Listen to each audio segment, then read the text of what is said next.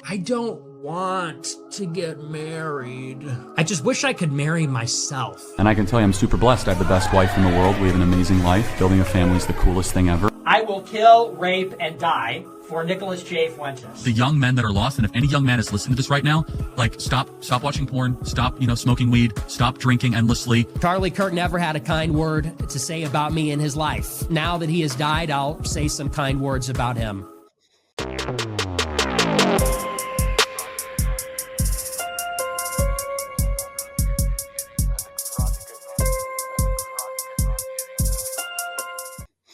Grace and peace, everybody. We are going to jump into the void left by Charlie Kirk.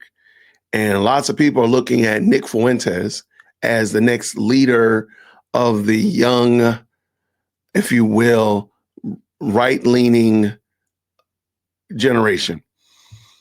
I think that's not a good look. I'm going to explain why in a second. So got a couple clips I want to bring in. Let's just let you see what we're talking about. This is a white country. Want to know why? It was established by white people, founded by white people, built by white people. White people settled the continent. And up until very recently, almost exclusively white people lived here. That's why. If you go back to the original founding fathers, they intended this to be a European nation for white men of good stock and character. Can you show me where in the United States Constitution it says that? It wasn't in the Constitution. It wasn't in the Constitution because they didn't believe it. The founding... What does the phrase e pluribus unum mean? Why is that relevant? Because it was on every founding document and presidential seal from our founding, which means out of many, one. You, sir, and your ideology is not conservative. It is right-wing, identitarian, and has no place in the conservative movement, my friend. Get out of line. Get out of line. I just want you to play that clip for anybody that tells you that Charlie Kirk was some kind of white nationalist or whatever that nature. Just want you to remember this clip right here. And because we don't see that. People don't bring this one up. And him telling somebody off and kicking him out of line. We don't see that. We see a lot of other foolishness, but not that. Let's go. USA, USA, USA. You acknowledge that your point of view is fundamentally anti-American. From the founding fathers, the framers, 100%. Americanism is a heresy in the Catholic Church. You know that if you knew fucking anything. Okay, you so get all why the fuck are you even in this country? Why not go fucking live in Rome? Or why be in the United States and try to change this into some theocratic regime when that's not fundamentally what the country is about? We want to make it better. Overtly saying that you want to run it as a theocratic regime, that you want religion and God to be the number one thing we answer to and not the Constitution? Yes. As I said, I believe America is the greatest country in the history of the world. I believe the Constitution is the greatest political document ever written. The Constitution was not written for the times. It was written to stand the test of time. Because despite how technology continues to advance, human beings stay exactly the same. We are self-centered, broken by nature, envious, narcissistic individuals that will always try to serve our self-interest. The founding fathers realized that there was this pattern, so they developed a system of government that would decentralize the evil as far as possible and try to have the most representation imaginable. That's why the Constitution is the greatest political document ever written. I don't want to get married. And I just want y'all to remember this. I just wanted to run these side by side as you hear people talking about Nick Fuentes is so great. Nick Fuentes' ideas are so fantastic, and they can just replace what Charlie Kirk believed. They're just line by line, step in step. No, they're not. What are we going to do, Chad? It's absolutely cooked. I just wish I could marry myself. I just wish I could marry me. But I can't have kids with me, And I can tell you I'm super blessed. I have the best wife in the world. We have an amazing life. Building a family is the coolest thing ever. And my prayer for all of you is that you one day can do that. The straightest thing you could do is to never have sex. And everyone knows that's true. The greatest joy I've ever had is coming home to my little daughter running up to my leg. There's nothing that even comes close to it. Not flying on Air Force One, not meeting with presidents. That pales in comparison to your little girl coming up and squeezing your leg. Raise your right hand. All right, everybody raise your right hand. Raise your right hand. Repeat after me. I will kill, rape, and die for Nicholas J. Fuentes. The young men that are lost, and if any young man is listening to this right now, Like stop watching porn, stop, smoking weed, stop drinking endlessly. Find yourself back to church. That will reorient your life. I agree. And do what the church tells you to do, right? Find a woman, marry her, provide, have more kids than you can afford. That's my advice for young men. Yes. Don't play the victim, even though you legitimately can play the victim card on everything we've said. I agree. The mindset of a victim is parasitic to your soul. And we fought viciously. He did a lot to stifle my career and suppressed me in many ways. And I antagonized him a lot and mocked him and ridiculed him and attacked his credibility. He was my opponent. But I would never wish death upon him or anything like that. And Charlie Kirk never had a kind word to say about me in his life. Now that he has died, I'll say some kind words about him. Although I didn't agree with him, I considered him a part of the political establishment. In many ways, I considered him part of the problem. In spite of that, it is undeniable that he was a towering figure in American conservatism. It's undeniable. He was ambitious. He was a hard worker.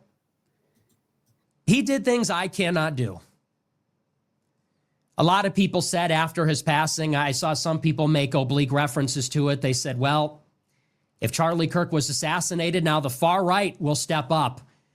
I don't know that there's anyone that could fill his shoes. I don't know that there's anyone that can do what he did.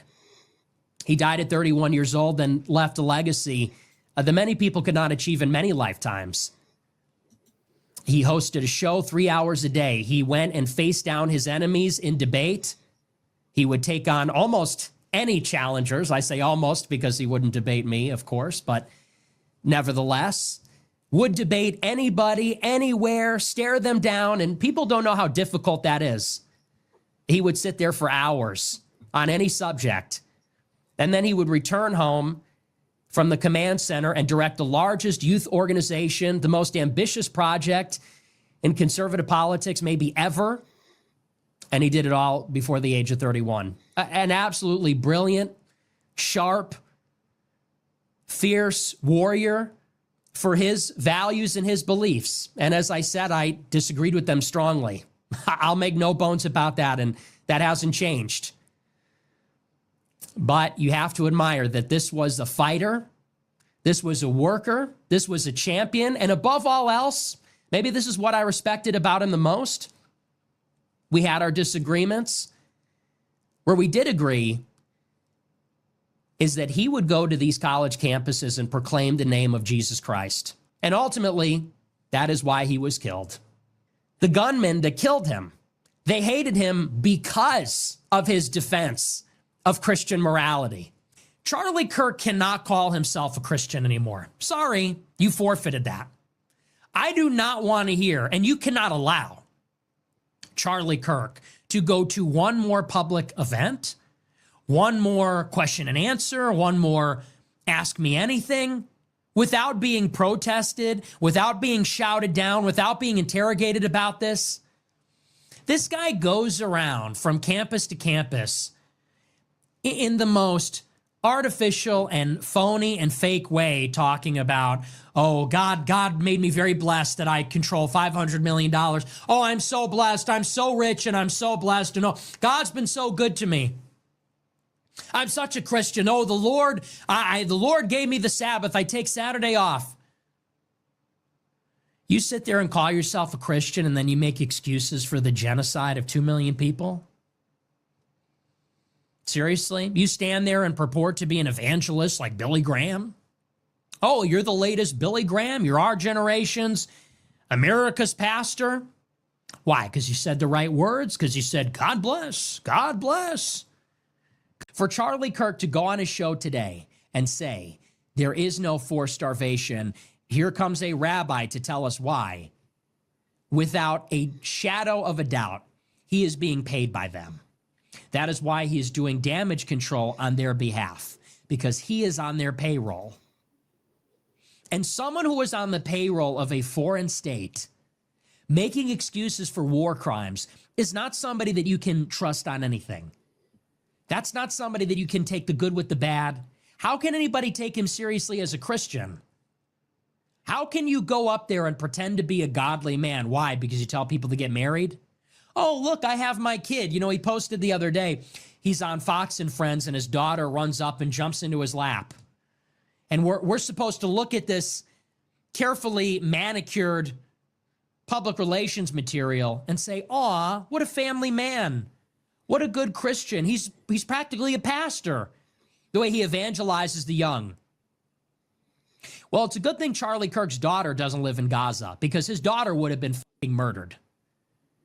It's a good thing Charlie Kirk's daughter was born to a rich man in America who lies for a living and is paid by billionaires to do it, and wasn't born in Gaza, because if Charlie Kirk, the family man, if him and his family were over there, if they were born in the wrong place at the wrong time, they would be getting shot in the back of the head for trying to get food and water while they were starving to death by the Israelis that they defend. And that's disgusting. It's especially disgusting in light of what he'll defend. Oh, look, his daughter's in the studio. She runs, oh, daddy. She runs up and jumps onto his lap. And then 2 days later, he goes on his show and says, they're babies. Babies are being starved to death. Well, Hamas is stealing the aid. They deserve it. It's collective guilt. They support Hamas. Release the hostages.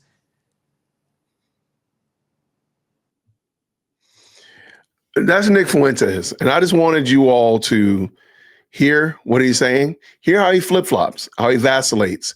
Why is he trying to position himself and posture himself as Nick's friend, as Charlie Kirk's friend, or Charlie Kirk's supporter, or just somebody who just sparred with him, when he was literally saying these kind of egregious things about him just a month ago? Just a month ago, he was saying those things. And it just seems pretty wild. And I do want to point this out. We as Christians do not need digital discipleship. Digital discipleship is not a thing. You should be planted in a real church. It doesn't have to be a mega church. It doesn't have to be hundreds and hundreds of people. It could be a small house church, but you should have a pastor and elders and deacons who are integral in your spiritual development. Us on screen are not your pastors, nor are we your disciplers, really not your mentors. None of that. You should have a pastor that you are involved with, that knows your ins and outs, that knows what's going on in your life, that's involved with your family and all of that kind of stuff like that, or at least some leader within your church. You should have a real human being mentoring you and discipling you, not somebody on a screen.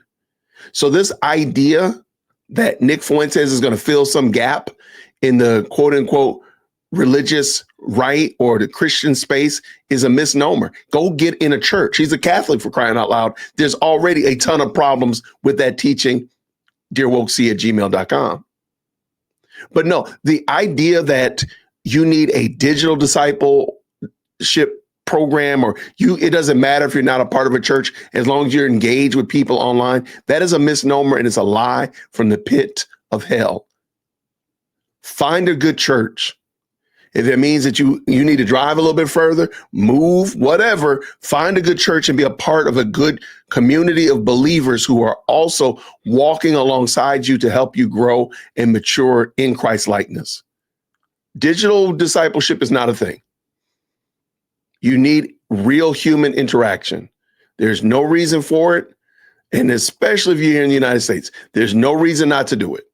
Now, if we're talking about another country where you got religious persecution, we can have that discussion. But here in the United States, within the borders of the U.S., there's no reason. Fix that problem. Don't look to us yahoos here on the internet to be your disciplers, or your pastors, for crying out loud.